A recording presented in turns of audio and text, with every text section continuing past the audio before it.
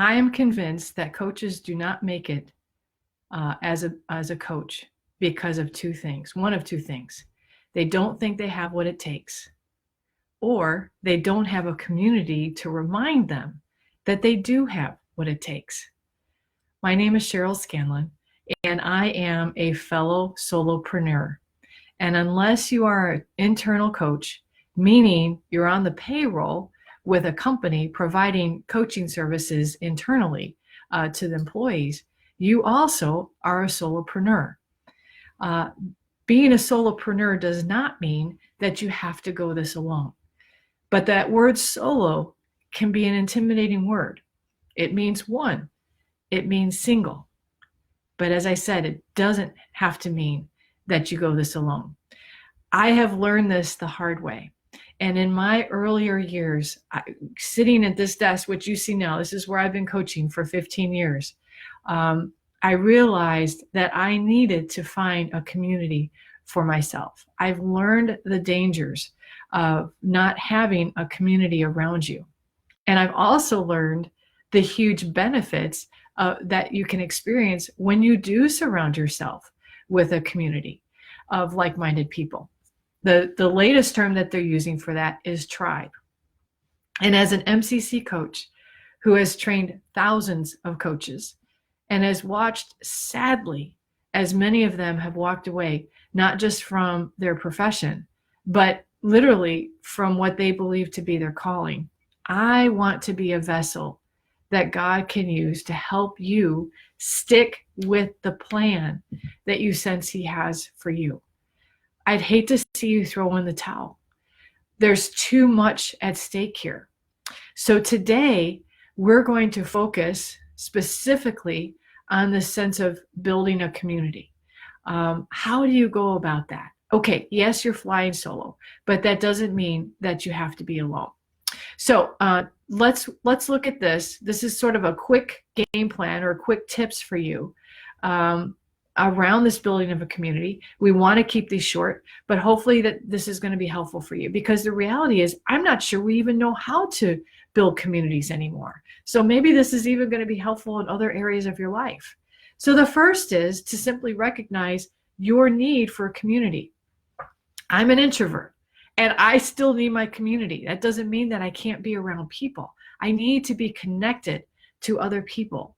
They need to know me and I need to know them. This is how God built us. This is how we were designed. This is the whole idea of gathering together, of one anothering with one another. And it doesn't mean that you're weak or that there's something wrong with you, that you need community. I hope you can put that idea outside of your head. That's not the case. You were designed for this. Community is good and it's important. The second part of that, though, so part of this game plan, is recognizing what you offer to a community. What's your place of contribution? In a community, everyone is giving to one another. So would it be experience? Would it be generosity? Maybe it's tough questions, or maybe it's encouragement. Maybe you have the gift of encouragement. So having a sense of who you are and what type of life you bring is super important to this community aspect. Dietrich Bonhoeffer has a wonderful book out called Life Together. And it's an incredible, it's short, it's only about 60 pages, but it talks about the importance of community and how we show up to community impacts us and the community. And in showing up, this helps us to ensure that we don't start to feel like a taker. Because I've talked to coaches who feel like they're takers. And this causes the coaches to shy away from the very thing that they need to participate in this community. It's amazing how sometimes we can literally talk ourselves out of just about anything, even the things that we need most. And God has designed us to have in our lives. So the third piece of this is understand the role of the community. So understand your need for community is point number 2. Understand your role in the community. And then this third part is to understand the role of the community for you. And there's actually 2 parts to this.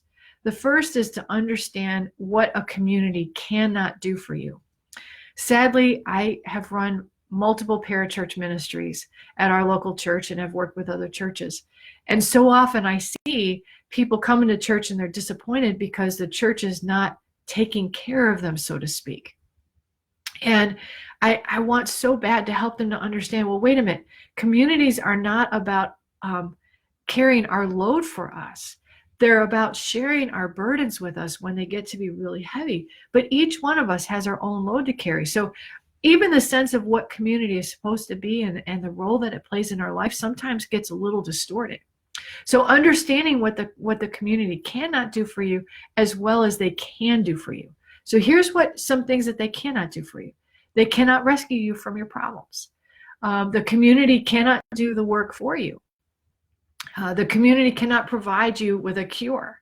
It can't take away your anxiety. It can't find your clients for you, or any of myriad of other things that we need and can unintentionally begin to expect the community to do for us, which is an unreasonable expectation. And this results in a sense of disappointment. And then we do this quick exit strategy out of a community when we haven't even given it a chance to really do the deeper work that it can do for us, which is the power of being known and knowing other people, and the power of having this deeper connection, and to realize once again, as a solopreneur, you're not alone. So this disappointment can be a real tragedy, a travesty in that whole process. The second part of this is knowing what a community can do for you. And it's so funny because there were times when my son, David, he would be kind of complaining about going to church, and we never really even made our boys go to church. It was always really their own decision. But he's like, I'm not really getting that much out of church right now. And the wisdom of my husband, and he said, sometimes a community is not about what you're supposed to get out of it, but what you can put into it. And in that, great things can begin to happen. And my son really took that to heart.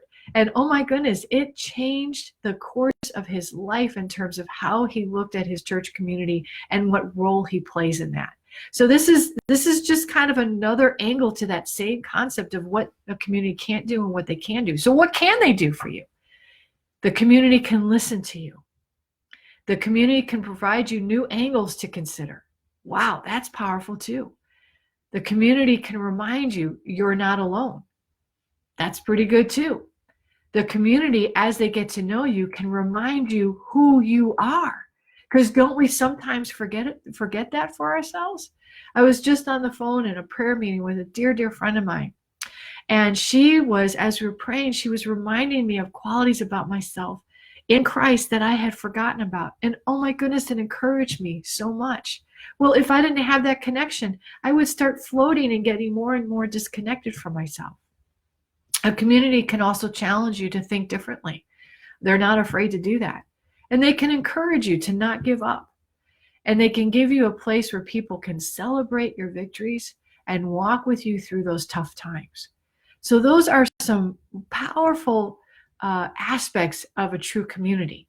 Now, if you can get this third aspect of what a community can and cannot do, you are in a great shape for building powerful relationships and creating a platform or foundation for you as you build your business and not feel like a solopreneur. But if you forget these things and you mix that up and you begin expecting something from the community that it can't give you, well, it's not going to hurt the community as much as it's going to hurt you, because here's the thing. If you walked into the community frustrated, this could only wind up fueling your frustration. And it could potentially lead you to even thinking about quitting sooner. So this is what we're trying to avoid. We're trying to encourage you in your calling. So I want to encourage you to get to the purpose of the community figured out before you jump into one, because the answers are not going to start within the community. The answers are going to start within you, and understanding what is it that you want, and then what is it that you offer. And as those things start to get clear and those expectations become reasonableized, so to speak, new word, I'm always making up words, this could be super helpful. So how do you solve the sense of loneliness you might feel as a solopreneur? So my recommendations are with that concept of joining a community. And number one, recognizing your need for a community and that there's not a weakness in you. This is God-given, this need. Number two, recognize what you bring to a community. And we've had those posted down in the feed right there. I can see Brittany posting those right now. And number three, recognize the role the community plays for you as you build your business. Well, this is why we created Coach's Edge. Coach's Edge is a live virtual community of solopreneurs, solopreneur coaches specifically, who are encouraging one another even as we grow and learn from one another, as we're building our skills, building our businesses, preparing for our next credentials, so on and so forth. And part of the reason why I started Coach's Edge was because I needed a tribe. I needed a place that I could go to share and to speak and to nourish and to be nourished in that process.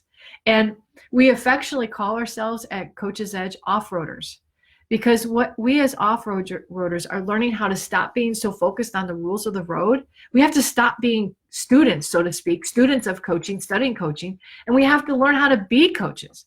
And we want to really explore this concept of being a coach in the outside world and also understanding who we are as coaches. That gets even deeper, because when you show up to your coaching sessions, it's not going to look the same way as what it's going to look like when I'm showing up to a coaching session. And if you try to be me as a coach, you're going to fail miserably. Vice versa, if I try to be you, I'm going to fail miserably because I'm not you.